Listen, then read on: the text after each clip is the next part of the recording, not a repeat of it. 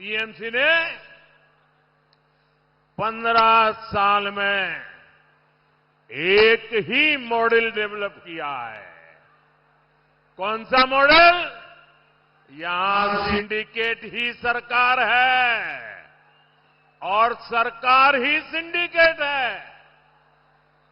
साथियों, आप जरा एक बात सोचकर देखिए, टीएमसी बंगाल के बाहर कई जगह पे चुनाव लड़के गई है।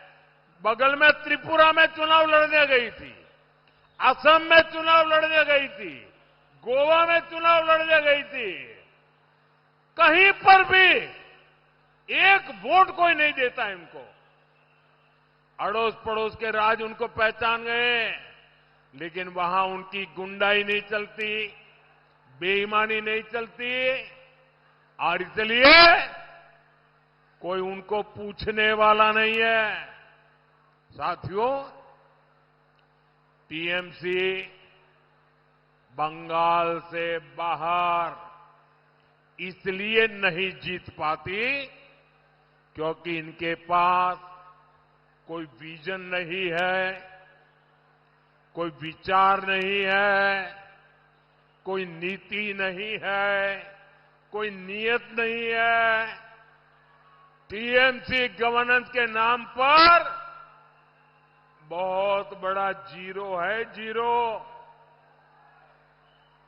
इनकी एक ही काम में मास्टरी है, पीएचडी करके रखा हुआ है। कुछ लोगों ने तो डबल डबल पीएचडी कर दिया है, और उन्होंने की मास्टरी किसमें है?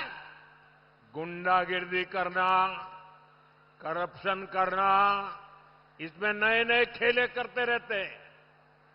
इनको लोगों को डराना, बूथ लूटना आता है। बंगाल में ये टीएमसी वाले इतने सालों तक यही करते रहे हैं। यहां भी टीएमसी के कैंडिडेट्स का बायोडेटा ही बूथ लूटने के कारनामों से भरा हुआ है। ऐसे लोगों को बंगाल में सरकार चलाने का कोई हक नहीं है।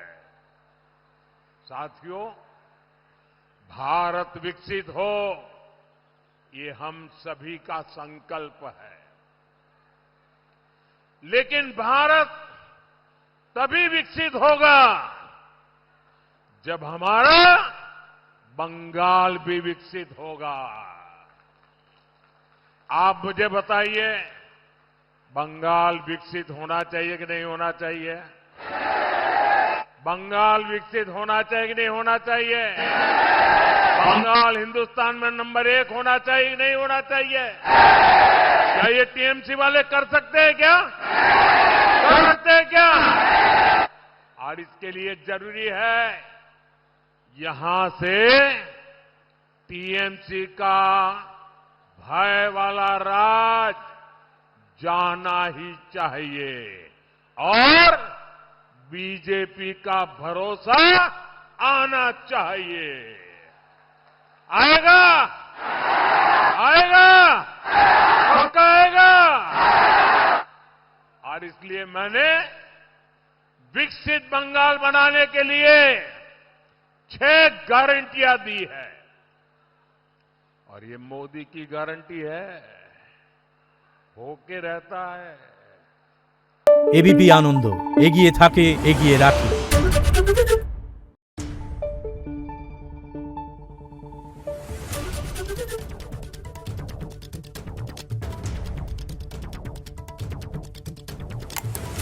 Thank you.